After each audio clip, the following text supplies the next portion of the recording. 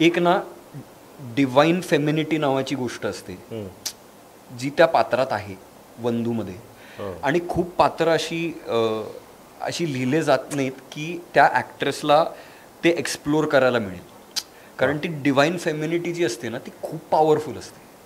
म्हणजे आणि म्हणूनच अनेकदा मी माझ्या नोट्समध्ये जे लिहिले की माधवला वंदूच्या प्रेमात माधव का आहे, तर ते आहे की ती एक तुम्ही एक्सप्लेन करू शकत नाही की ही मुलगी अशी पॉवरफुल का वाटते, ही सुंदर का वाटते.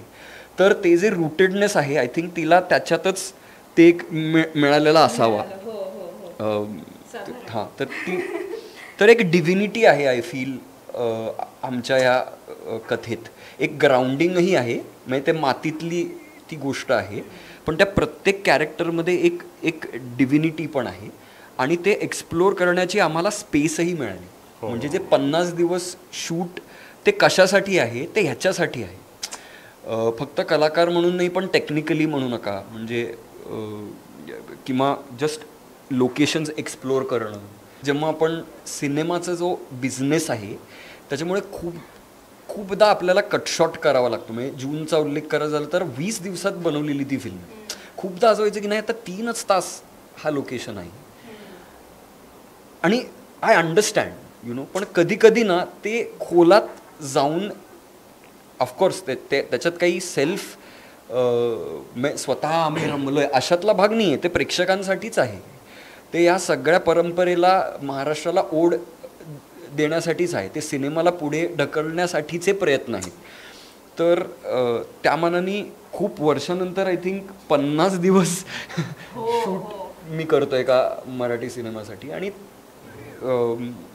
वी डिझर्व असं मला वाटतंय की मराठी सिनेमा डिझर्व्स. सोशल मीडियाच्या भाऊ गर्दीत विश्वासार्हतेने चकाकणारे नाव म्हणजे लेट्सअप मराठी. सगळ्या नागरिकांना ती स्पीच ती लेट्सअप वरील मुलाखती म्हणजे विचारांचा खजिना. त्यानंतरच्या निवडणुकीमध्ये मला सोडून गेले. बातम्या केवळ वस्तुस्थिती सांगणाऱ्या, न प्रोपगंडा, फक्त जनतेचा अजेंडा.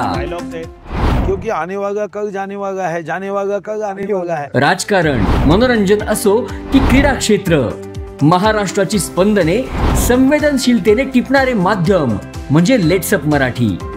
जगासोबत एक पाऊल पुढे राहण्यासाठी लेट्सअपचे ॲप, सोशल मीडिया आणि वेबसाईट सोबत कनेक्टेड रहा.